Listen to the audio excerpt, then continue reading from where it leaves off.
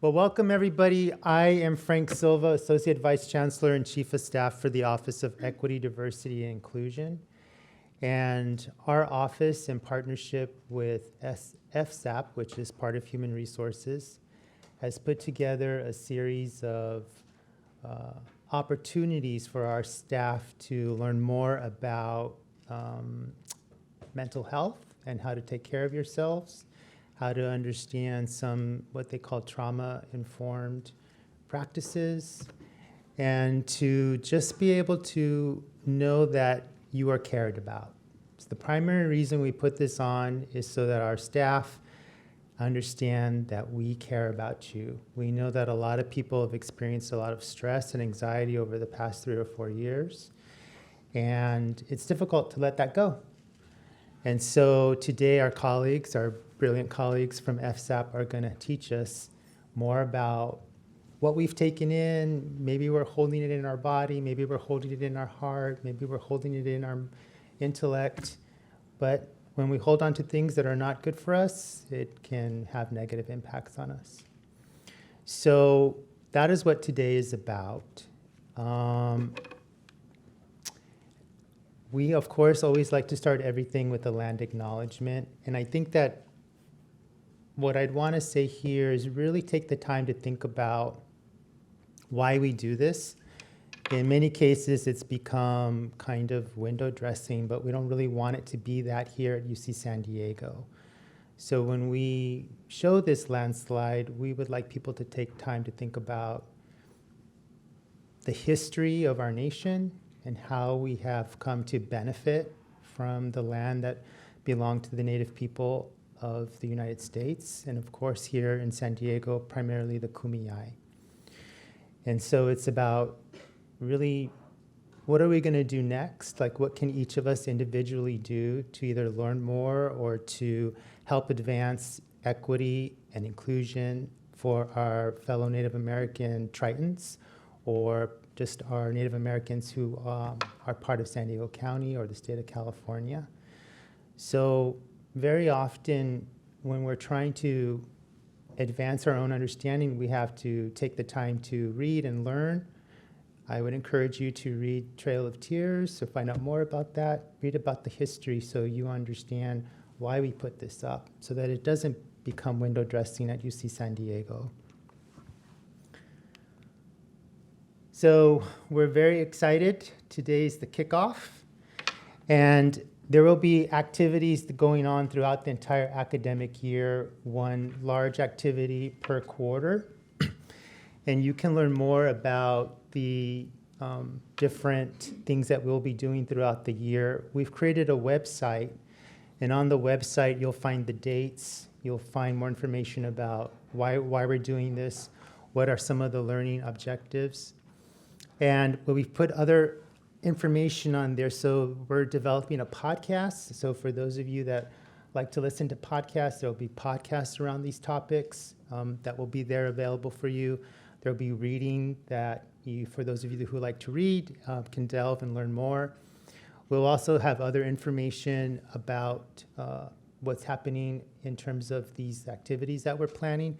And there'll be recordings of parts of what we're doing throughout the year. So perhaps you wind up not able to make one of the upcoming sessions. You can watch the video recording, or you might be able to listen to a podcast for whoever's speaking that particular session. So this will keep building out throughout the year, and we encourage you to visit that site, learn more, stay informed, remain engaged. And you know, the way I'm going to be using it is as a reminder to take care of myself. When I go to the website, that's going to be a reminder that that day I'm going to take care of myself. Maybe I haven't for the past weeks, but at least I'm going to be using these as a reminder to do that.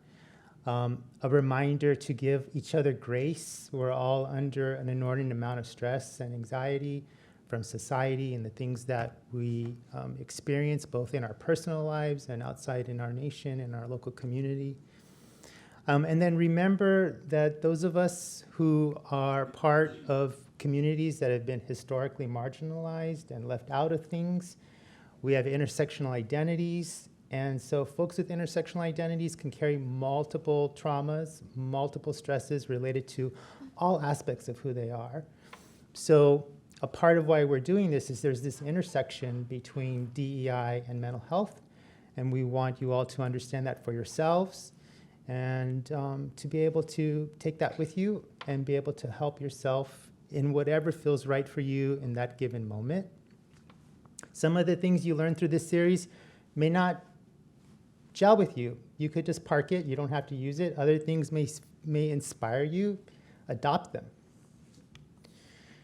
We want to thank all of our colleagues who joined the resource fair. We, of course, are a community. We cannot do these things unless we are in partnership and in collaboration and in community with other people, other units across campus. So you can learn more, and you could take advantage and utilize the services that each one of these groups and units offer us. And this is basically the program, really briefly. Yes, Teresa. Teresa Guglielmo. I've been practicing that. She is from the Employee Wellness Program, and she has planned some physical activity, a nice little break. She knows that she's competing with ice cream. So I said, you might wind up with someone eating some ice cream and doing some stretching. She's totally cool with that. But wherever you feel like if ice cream is going to bring you comfort, ice cream. If stretching is going to bring you comfort, stretching. If combining them brings you comfort, it makes you feel good, combine them. Or maybe you just want to sit in silence under a tree. Whatever feels good for you during that break. Here are our learning outcomes, and so we will try to touch on these, not all today, but throughout the entire series that we're doing throughout the entire year. And everything from now on is going to be done by our colleagues in FSAP, but I do want to introduce Crystal. I have an inordinate amount of respect for you, Crystal. Crystal and I know each other from the community, and she was working for an organization that helped victims of trauma, violence from the diaspora leaving their countries, resettle into the United States and learn how to cope and work with that. And so when I first met her, I was inspired by her. I was impressed by her. She's an amazing human being. And for me, that's all that matters. She has amazing credentials, so she knows what she's talking about, that's for sure. She wouldn't be here in the leadership position that she's in right now if she didn't have those amazing credentials. And she's also a wonderful human being. So I'm encouraged to turn this over to her and her team. You're going to learn a lot, and I feel like you're going to find your intellect and your heart stimulated by her and her team today. So thank you.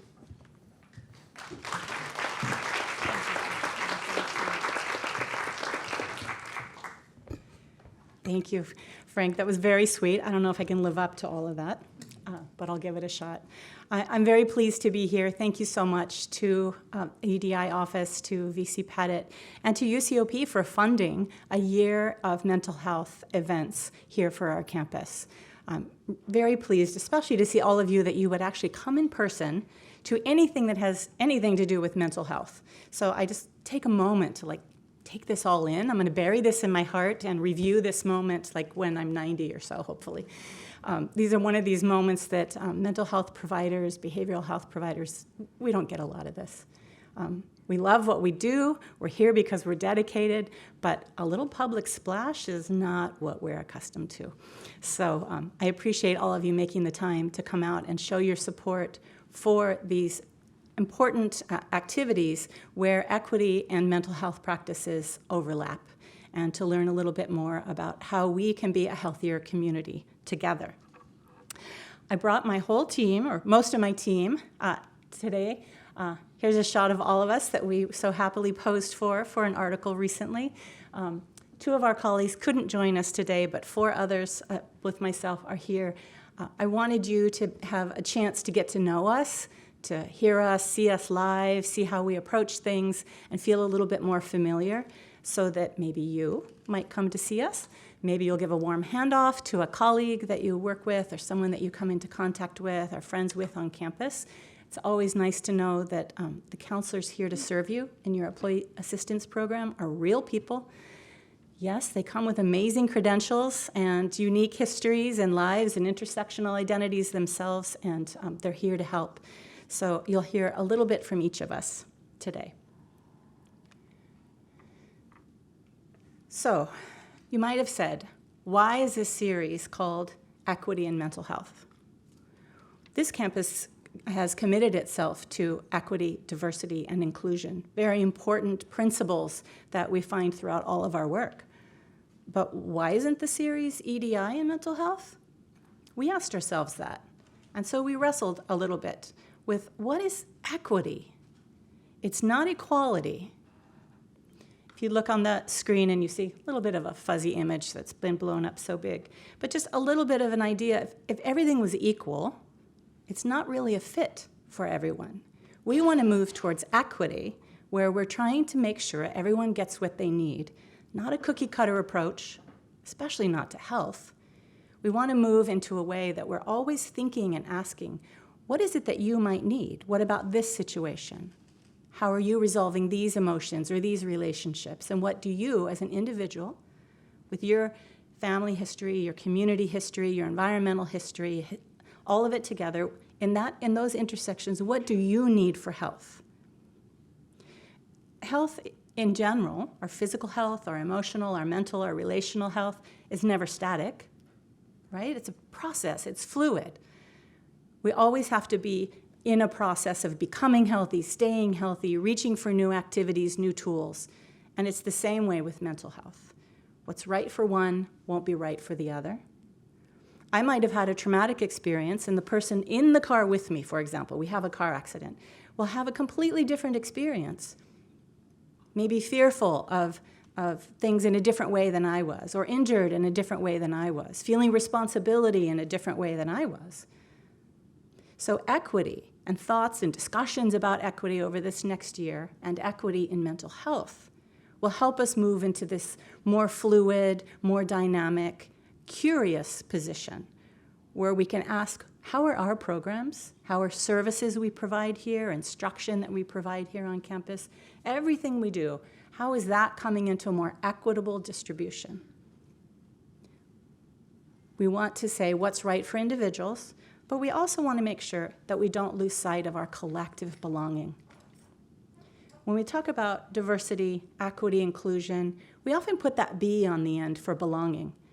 It's very, very important to have that sense that you're at home here. When you come on campus, you see people you know, you see friends and colleagues, you feel welcome and safe. You can say, that's a place I belong.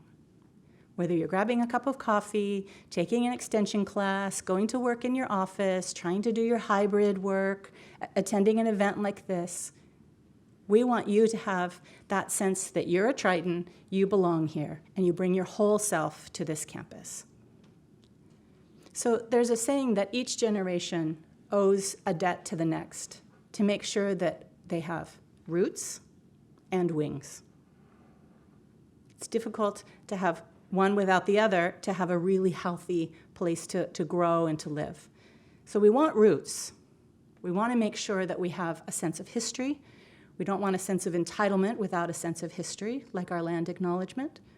We want that sense of history. We want to make sure that we are trying to take down injustices everywhere. We want to make sure that everyone has a right to access health care in all the ways that are meant for them. But we also want to keep our collective in mind and remember that not one of us is free until everyone. Not one of us can rise without trying to bring everyone with us. We have to also have those wings. And so today we have a focus on equity-centered and trauma-informed, which my colleague Dr. Thompson will talk about in a moment. That balance of roots and wings is what we're after with this series. That equity in mental health will mean a personal accountability, personal responsibility, but also an awareness of others around us and what they might need, so that we come with a curiosity and a respect. We want you to leave today with a couple things in mind. That you'll have a facility with these terms, equity-centered and trauma-informed. That you'll have been reminded several times about the importance of self-care, whatever that looks like for you. maybe like the gift of the meditation my colleague Isabel Caetano Franci is going to bring, or that our colleague Teresa Guglielmo is going to bring in a physical way. There'll be so many different ways that you can choose and build your own toolkit. That self-care is so important. And then you'll leave today with an idea of so many resources. This is such a great place to work, to live, to engage. We have so much offered to us. It's almost hard to take advantage of all of it. But my colleague, Dr. Christina Lambert, will then close up the show today by having a review of many of those resources, not all, but many of those resources.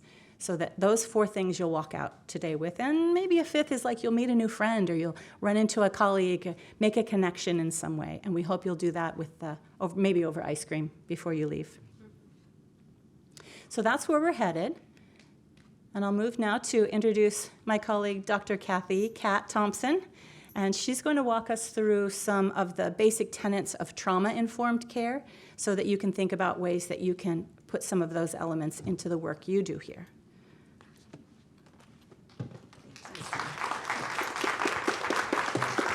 All right. Hello, everyone. So yes, as Crystal said, I'm Dr. Kat Thompson, and I'm a psychologist at FSAP. We're going to talk a little bit about what trauma-informed means and what it has to do with equity. So an equity-centered, trauma-informed approach is important for us to remember that trauma is not what happens to you. Trauma is what happens inside you as a result of what happens to you. So being trauma-informed means asking what happened to you, your people, your environment, instead of what's wrong with you. In order for our organization to be able to embody a trauma-informed approach, there's several tenets that need to be available to us. We must have safety, so throughout the organization, employees feel physically and psychologically safe. There must be trustworthiness and transparency.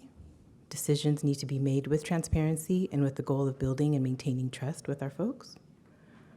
We need peer support, individuals with shared experiences integrated and viewed as integral to overall success. There must be some collaboration where power differences among our organizational staff are leveled to support shared decision-making. We want to be able to empower all employees to recognize strengths that are there, to build on those, to validate those. This includes a belief in resilience and the ability to heal from trauma. And last but not least, we must have humility and responsiveness. So our biases, our stereotypes, and historical trauma are recognized and addressed with care and compassion. So this is another way to look at these equity-centered, trauma-informed elements and how they all fit together, even for non-clinicians. So when we think about the work we're doing at the university, the work we do with each other, being able to center that sense of equity, the sense of belongingness, being able to touch base with folks and establish trust, being able to support each other, facilitate collaboration in our departments, all of these things come together to help us maintain that equity and that trauma-informed focus. Right.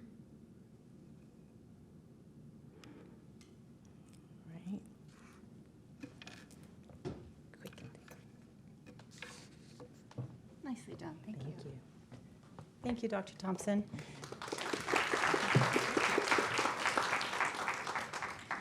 So that's a lot to take in, the 6 tenets of trauma-informed care and this idea of equity and where they overlap, right? We've had some pretty heavy themes, even just in our opening here today, to think about where those intersections come and how it intersects with all the identities that we bring and all the services that we provide and so forth.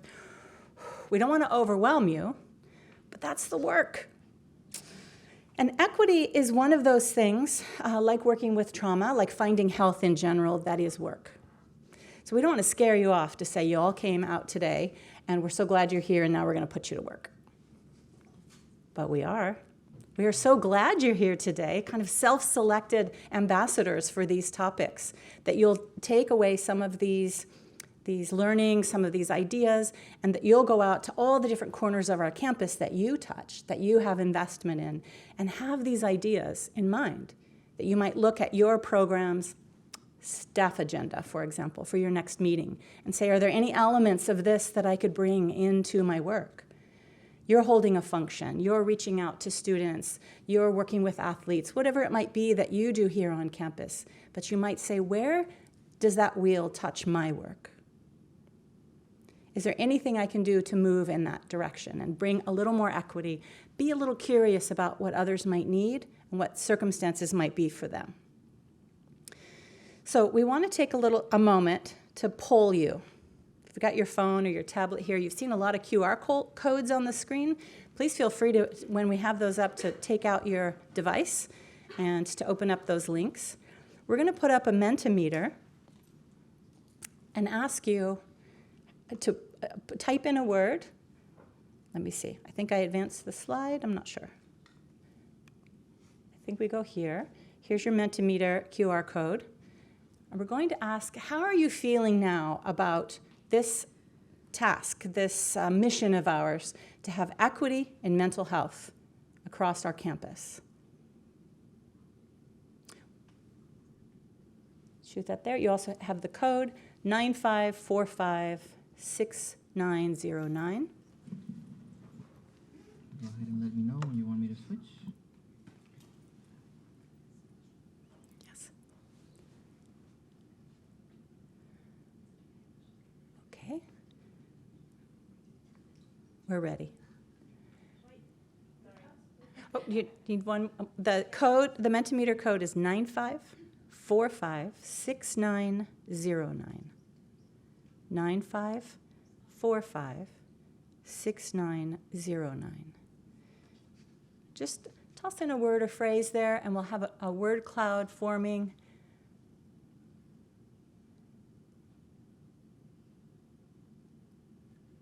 Excited and inspired, happy to see that coming up, but also, a little stressed, a little pensive, excited but scared.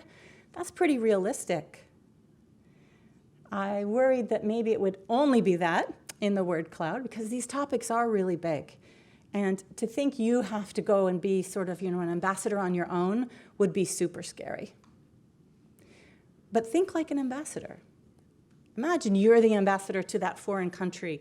It's you standing there leading your meeting, your staff meeting, your exercise. But we want you to know that we're all behind you. We've got your back. We want to meet with you at FSAP. The EDI office wants to talk with you. We want to make sure that our staff associations are involved. We want all to come in together to say, how could I do this better? Where am I falling behind? And hopefully some of the pensiveness or the excited but scared gets turned into more of excited, inspired, and hopeful.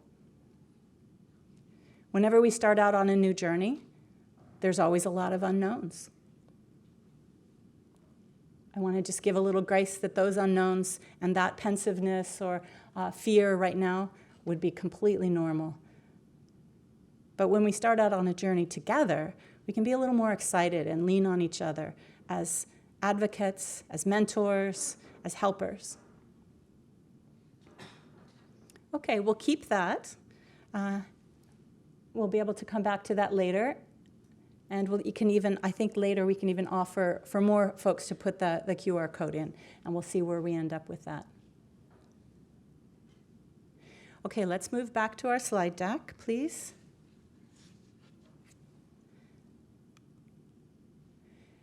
And now we have a treat for you. We're not just going to preach that self-care is an important thing to do. We're going to give you the opportunity to practice some self-care. And my colleague Isabel Caetano-Franci is going to step up and take us through a guided meditation.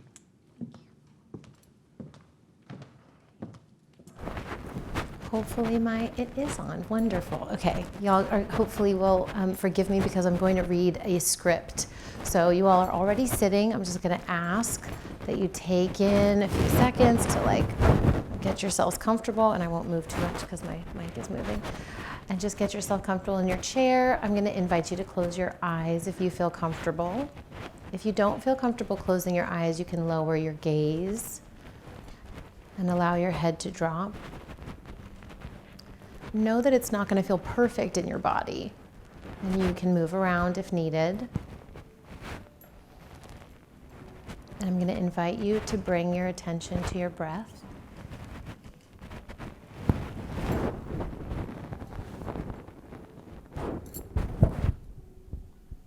There we go. Just notice the inhales and exhales. Perhaps your chest rising, your torso expanding. Noticing the air as it passes through your nose, filling your lungs. Opening your chest and releasing.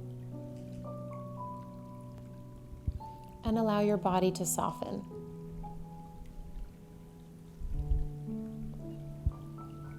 Notice whatever's arising in the body and even in the mind without judgment, if you can. In observation, perhaps considering a witness perspective in your own mind and in your body.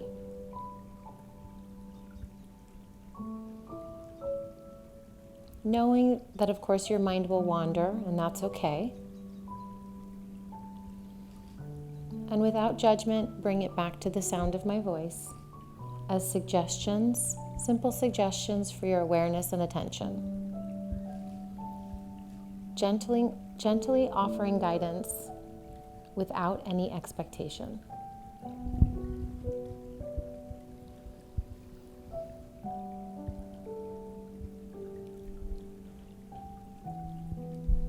As you're here in this moment present, let's bring to awareness the support for your body right now in the chair. Your back, your glutes, your thighs, all being supported in this moment. Not just by the chair, but by the building, by the floor beneath you, by the earth, and the many layers beneath the ground. And perhaps be reminded of the many layers within you. Your skin, your muscles, your tendons, your veins, your bones,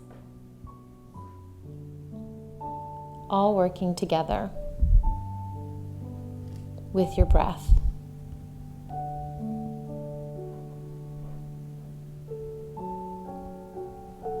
And just take this moment to surrender to your breath, perhaps in gratitude, feeling supported, grounded, and in your body.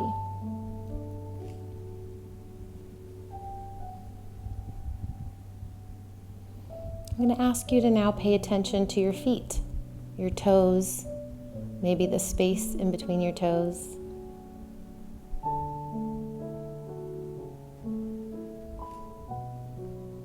Notice how they feel. Maybe you're wearing socks or sandals. And allow your feet and your toes to soften with each breath.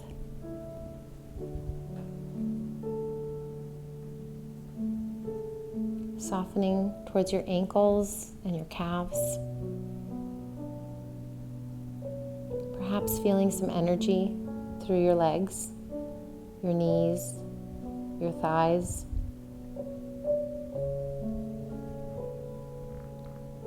Perhaps taking also a moment to remember why we're here. Why we're all here together in connection with mind, body, spirit, and each other.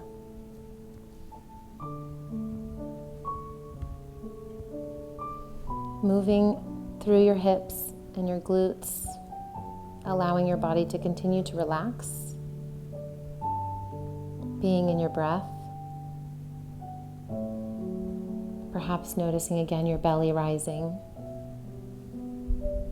your torso expanding and contracting.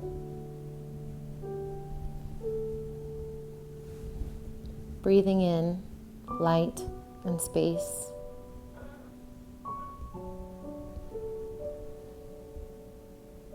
Perhaps even noticing some duality, space and matter.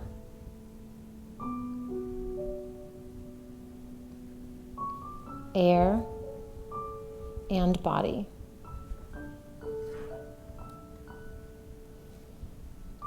Connecting to both. Connecting to yourself in this moment. And remembering the energy that you have within you.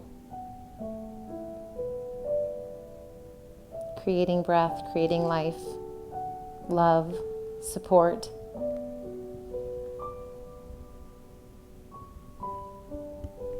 Expanding your awareness, perhaps, just for a moment, and that everything that is supporting you, the earth beneath us, the air around us and inside us, is also connecting us to every living thing that has existed, that is in existence, and will ever exist. That no matter where your mind and body goes, today or any day, there is always connection available to you. Bring it to your consciousness if you can. And know in your heart, you are not alone.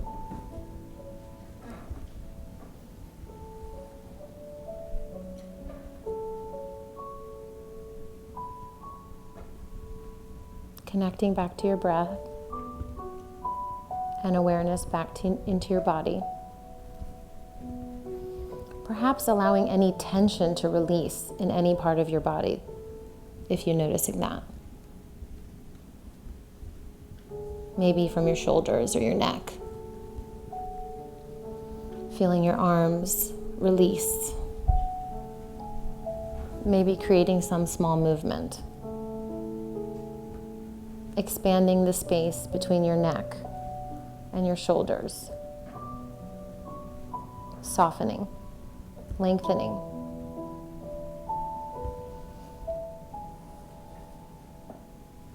And moving from awareness of your neck and shoulders into your fingers and your hands. Releasing any pressure that may be in the palms of your hands. Maybe considering Opportunity is all around us, but a commercial that might come on. Let's roll with it. Maybe considering, what do you hold on to with your fingertips and your hands? Can you surrender? Can you let go? Can you release? Soften. Moving from your fingertips to your wrists and your forearms. Softening your elbows and your biceps. Consider, what do you embrace? How do you embrace?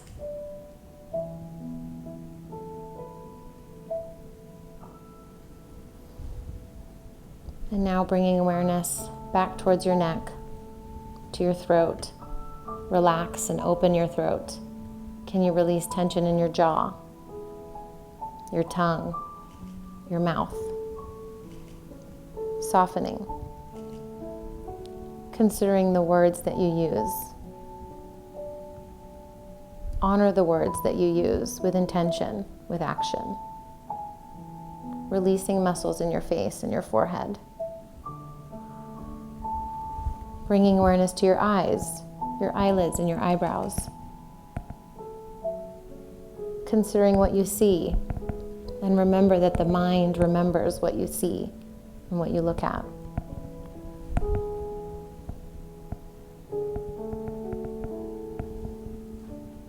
Soften.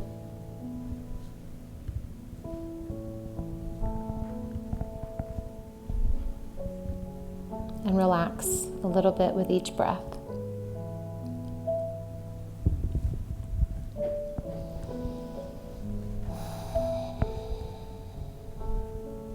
And let's utilize this state of relaxed awareness to consider one of the concepts that we're talking about here today. The concept of grace. Let's utilize each of these letters as reminders. The letter G as a gift of attention. Paying attention to the big details, the big picture, and the small details. Knowing that we can shift our attention whenever we need, based on our individual needs or our collective needs. Moving to the letter R as a reminder to recognize and label what's happening in your body and in your mind. Perhaps there's a need for control, a need for belonging, a need for safety. All the needs and wants of the mind, just allowing them to be as they are, without attachment. And also recognizing that we can empower ourselves when the world shows up in some way that we don't want it to. The world shows up in some way that we can't control. We can recognize our empowerment. Perhaps consider setting boundaries. Perhaps consider engaging in conversation or dialogue, or reaching out to someone. Moving to the letter A. What we've been doing just in this moment, attuning to, inward and outward. What are you feeling? Do you notice anything? Perhaps nothing at all. Allowing whatever you notice or don't notice to be. Attuning towards yourself and others as we walk through the world interconnected and interdependent.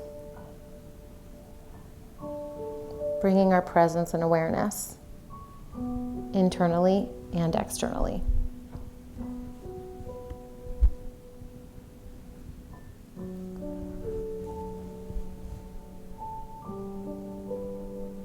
The letter C, cultivating curiosity, asking ourselves in any moment what we might need.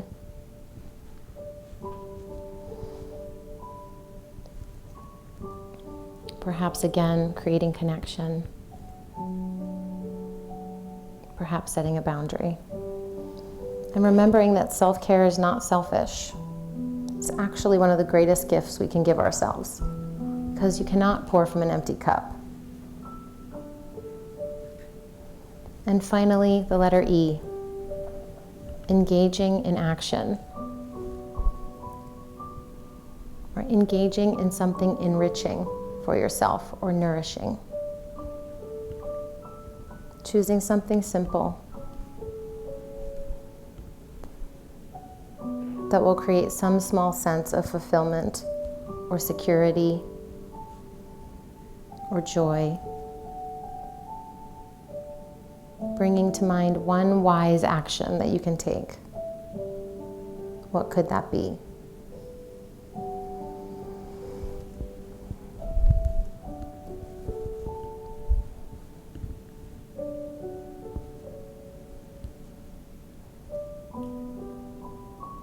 So returning your attention back to your breath.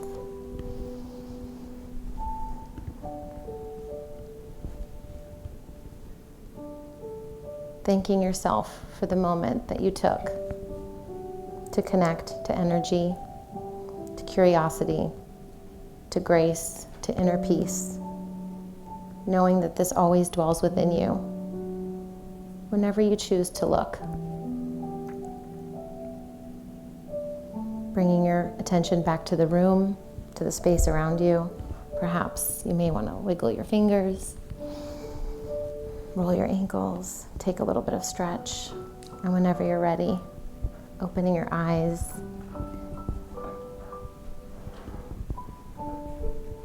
In gratitude and thank you for participating.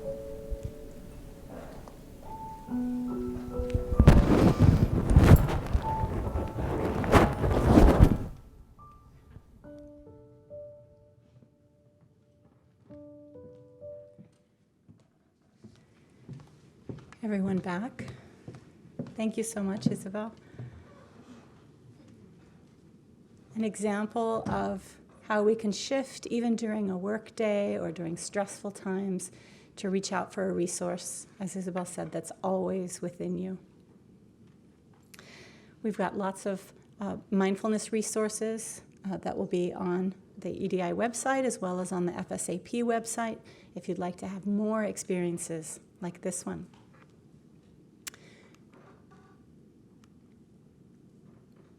I'm going to take another poll to see how you're feeling now. And this time I'll just ask you, period, how are you feeling now? Not necessarily about the journey, but now. You've been in community, perhaps you joined us for lunch and the tabling. You've been here for now 45, 50 minutes worth of discussion around these topics and had time for a little self-care. How are you feeling now? 95456909. Same code, same question. We'll just see where the pulse is now with the word cloud. Let's move to that slide.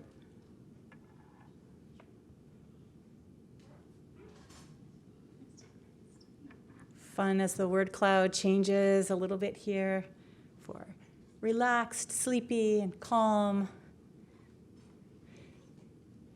Meditation is about bringing yourself to that sense of peacefulness and calm, just staying out of the edge of sleep. I once led a meditation group, and a participant came up and said, "I never sleep better than when I'm in your meditations." I said, well, that's great. The idea is to just be on the edge, not quite fall into the sleep. Unless, of course, it's a sleep meditation. So now, with relaxed and calm, I'd invite you to think back to the journey of bringing yourself, your whole self, into this work of being our partner and our ambassador to joining equity and mental health, bringing an equity-centered and trauma-informed focus to everything you do for yourself and for your work here on campus. That you'll find some gratitude and support and be ready for ice cream soon, for sure. We have one more segment that we're going to bring now. Let's come back to our our general slides, because I'm going to introduce my colleague, Dr. Christina Lambert, to come up and review some resources. We said we wanted you to walk out today with a knowledge of all the different resources that are available on campus and extended. So Dr. Lambert, come on up and walk us through some of those resources.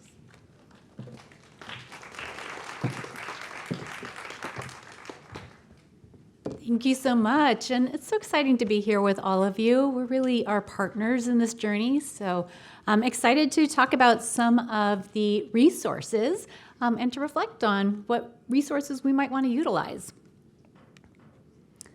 All right. So first of all, I'm going to invite folks to, again, get out their devices and to click on the one that feels appropriate for them. So we have, just to kind of clarify here, we have, let's see if I can get this little, my button's not working right.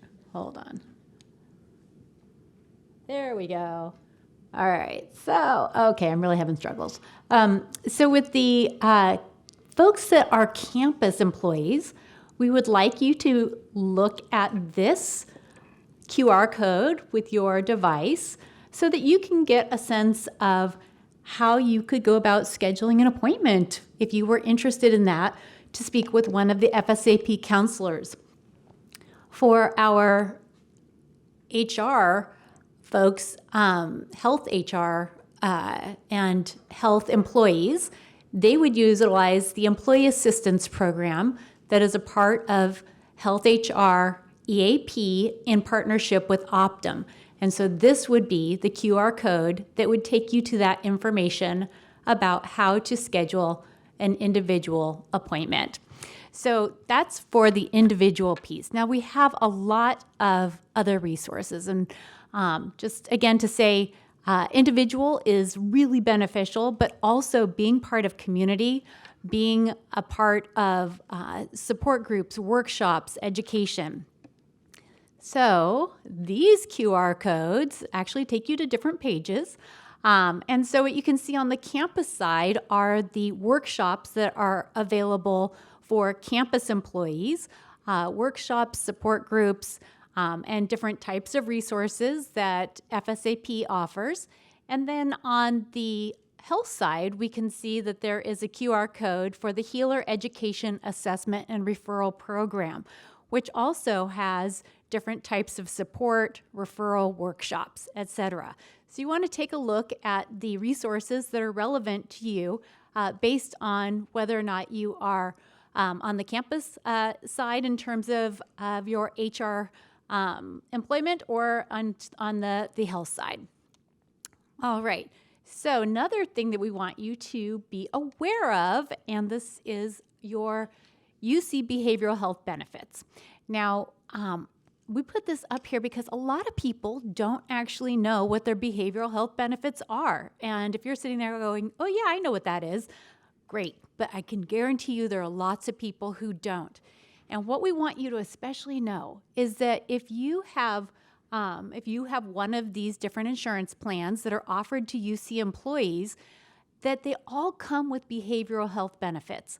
And so if you have UC Blue and Gold Health Net, you also have Managed Health Network, which goes by MHN, right? And so it's a subsidiary of HealthNet, but that's where you would find your provider. And so you can actually go to, again, the QR code there is for all of UC Net's behavioral health plans.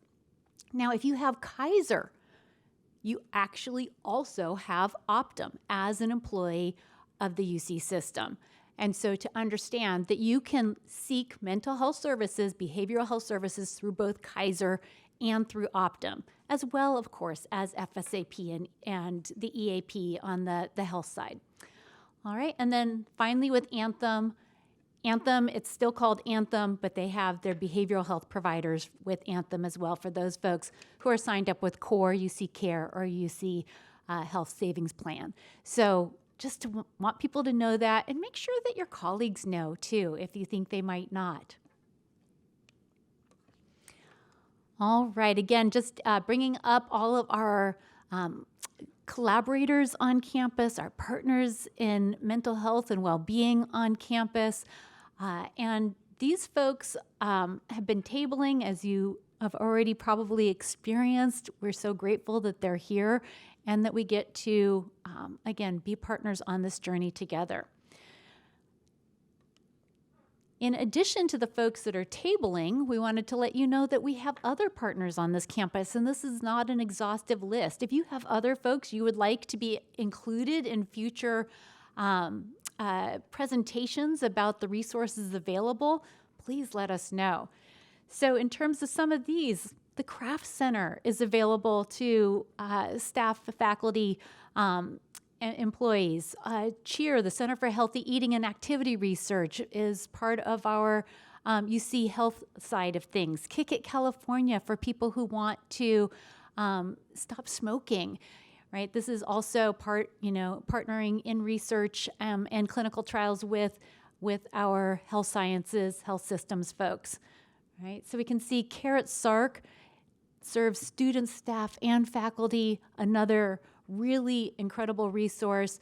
It is CARE at the Sexual Assault Resource Center. Now you can see there's another CARE at the other corner, and that is the Cognitive Assessment Risk Evaluation for early psychosis treatment, right? So we have so many different resources. This campus is incredible, and so excited that EDI is really helping us to bring together information about all of these resources so that it's easy to access. All right.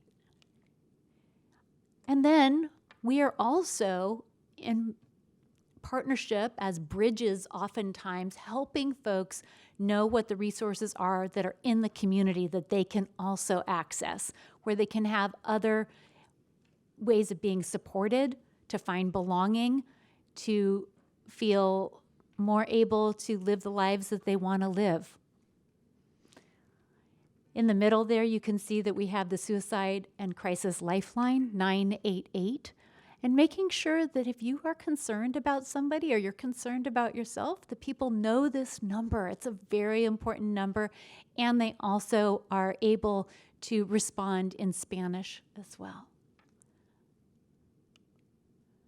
Okay, so people were saying earlier that they're feeling a little confused on some of the Mentimeter, about unsure what to do next.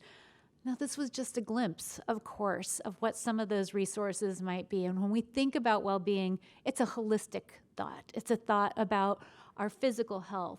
It might be about utilizing something at recreation, taking a class, using a physical trainer.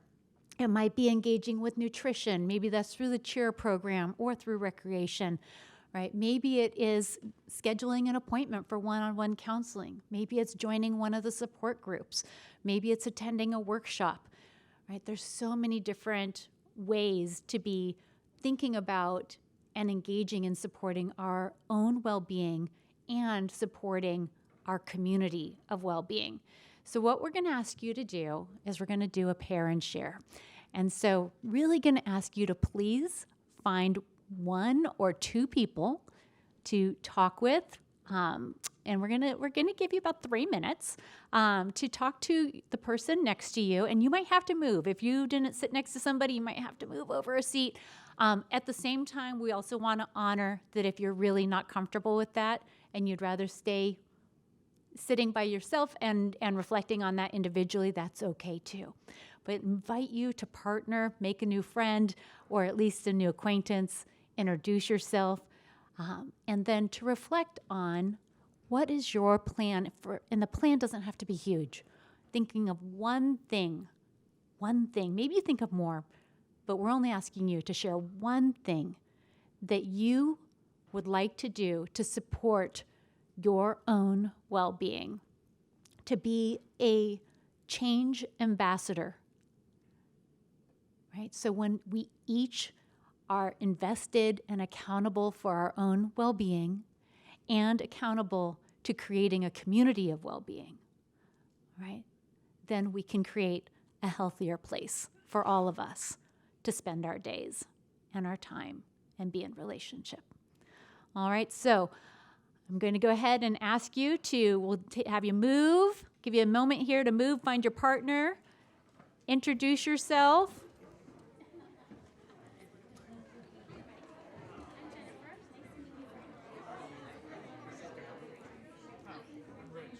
Are we okay?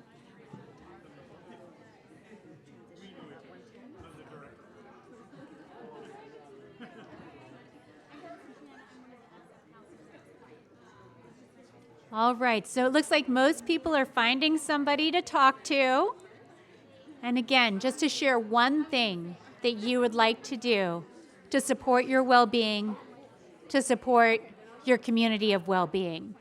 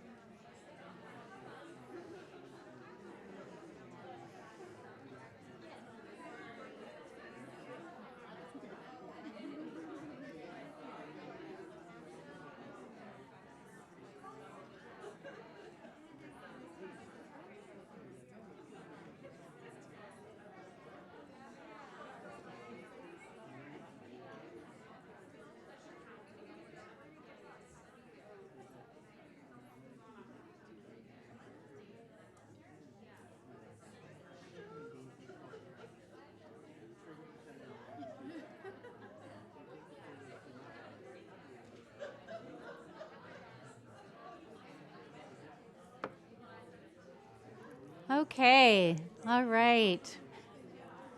Everybody ready to bring it back? 1 more minute, absolutely. Request for 1 more minute.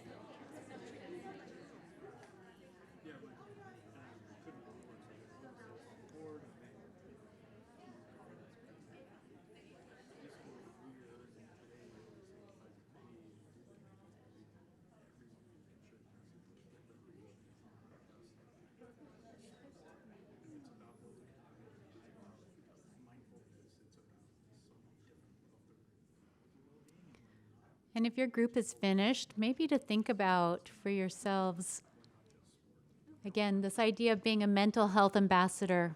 Part of that is being a role model for prioritizing our own mental health and taking care of ourselves. And part of it's also about thinking about how we can support other people in their mental health. And so even just as you're sitting there thinking about what you just shared, what the other person shared, is there any extrapolation beyond that about how you might want to support somebody else in their mental health, whether that's in your personal life, or your professional life, or both? Right.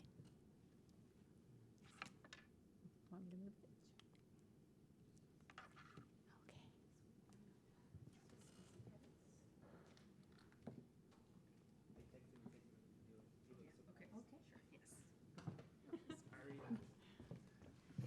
Hi everyone, my name is Belinda Zamacona. I use she, her pronouns, and I'm the Deputy Chief of Staff in the Office of the Vice Chancellor for Equity, Diversity, and Inclusion. I want to thank you all again for being here with us today. And I also want to recognize that today is it's a kickoff. So it's the start of a conversation. We hope you'll continue to engage with us as we continue talking about equity and mental health and just working together on ways that we can support each other in our different journeys. I also want to invite those of you who were able to stay. We also understand that staying here for this long is a commitment to share any takeaways that you have from today, from the group and for the group. We have 2 mics, one on your right and one on your left. So if anyone wants to share anything that resonated with them, anything that you'd like to see in the series, now is the time to share. We'll also have an opportunity for you to share that remotely via email if you don't want to share now, but we do want to invite those who want to share right now. Yeah. There's a mic right behind you. Hi, everybody. Is this on? Oh, yes, it is. Okay. I'm Teresa Guglielmo. I'm the Employee Wellness Program Manager. I just wanted to share that I'm just really excited to work at a place where this is a thing, and it's becoming more of a thing. And clearly there's a lot of people interested in it. And, a lot of us are personally doing the work and we're trying to share that with others. So, and it is really important. So I'm just really excited to be a part of a community that sees that and values it, and not just that, but they're actually taking action on it. So thanks everybody for being here and showing everyone that it is important. And we all are very grateful for having this put together. Thank you. Anybody else want to share? Going once. Oh. Hello all. Rich Milan, Director at Recreation. Thank you, Teresa. Being that it is a time commitment and not understanding, the full scope of the budget, but as we think about winter, spring, what is it that we could triple or quadruple the size and begin a bit more targeted on what areas of the university? And we've got represented folks, we've got 99s on who can then spend 2 or 3 hours with us. I wouldn't want to see this just being the same 150 people having the same conversation. I think there's an opportunity, and depending either out of the EDI office or, student affairs, but what is it that allows somebody an hour or 2 hours to come out and be part of the community here, I think would be really important as we plan for the future. Yeah. Thank you, Rich.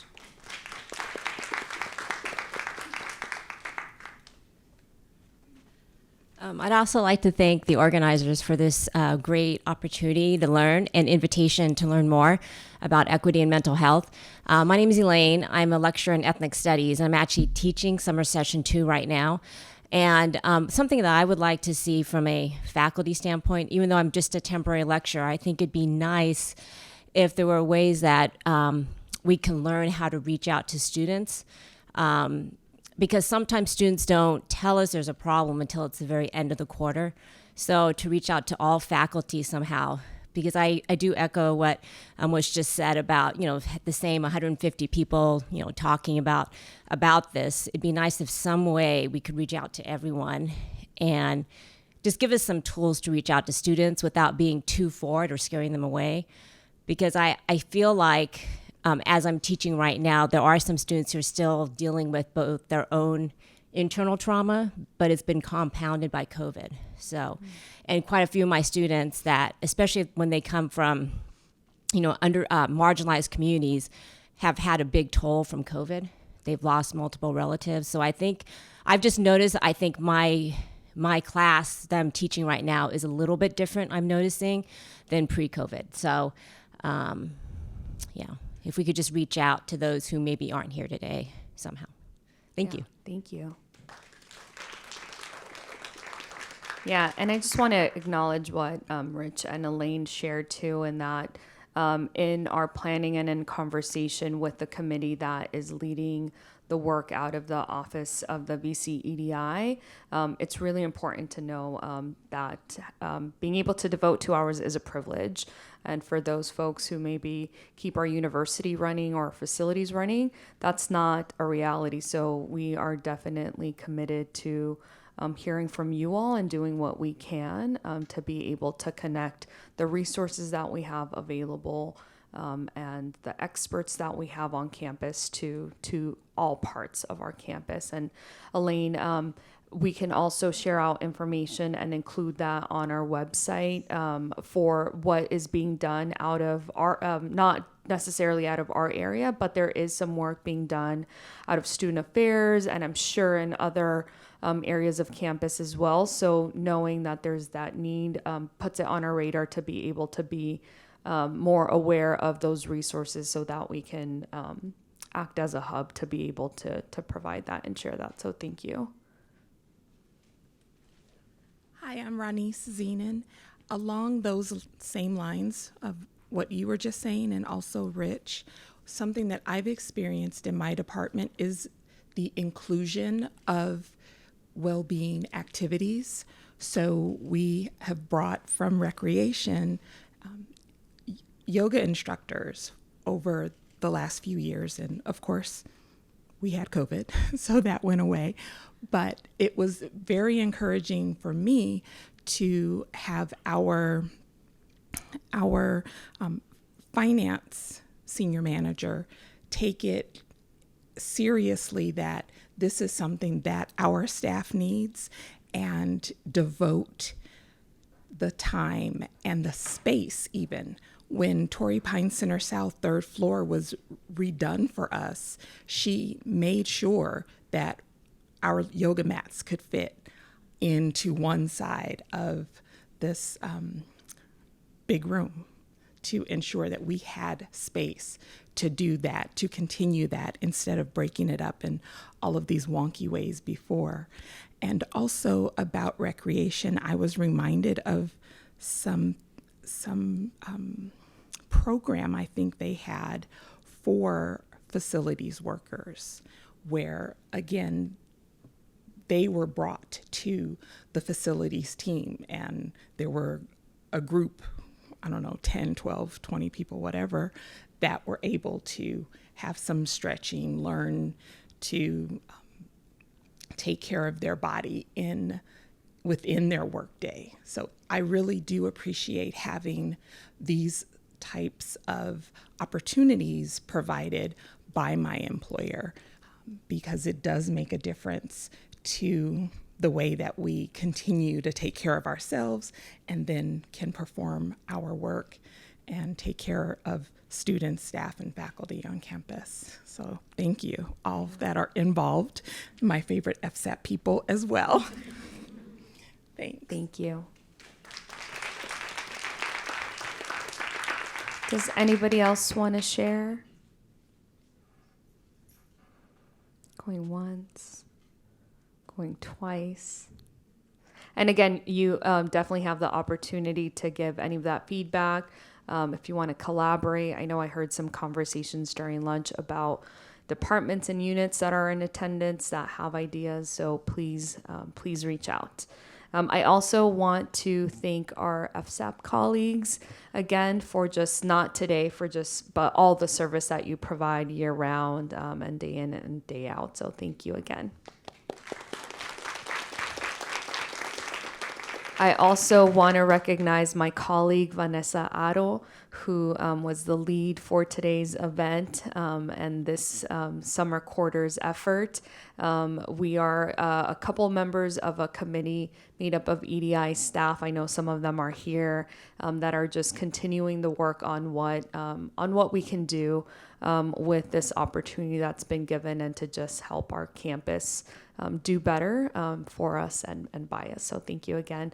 And there's some other EDI colleagues here that made today possible. It's a really lean team, so it takes a lot to put on an event like this. So I want to thank them and thank our colleagues from HDH, our student workers, and just everyone from the Qualcomm Institute staff that helped put today's event together. So thank you again. We want to invite you to join us for an optional stretch in the theater. It's right next door. You heard from Teresa. I will be there. So I hope you'll join us. You can also grab an ice cream bar on your way out and just be in community with us out in the patio. That's where we had lunch. Please join us at an upcoming session. We do have some events slated for the fall, winter, and spring quarters. You can find more information on the series on our website. We'll send out the slide deck and we'll have information there as well. If you received an email for today's event, the confirmation, you will continue receiving emails from us. And our next session in fall will have a special focus on faculty and academic personnel and that experience. And Dr. Mays Imad, Associate Professor of Biology at Connecticut College and a nationally recognized expert on trauma-informed teaching and learning, is slated to join us at that event. So enjoy the rest of your afternoon, and thank you again for joining us.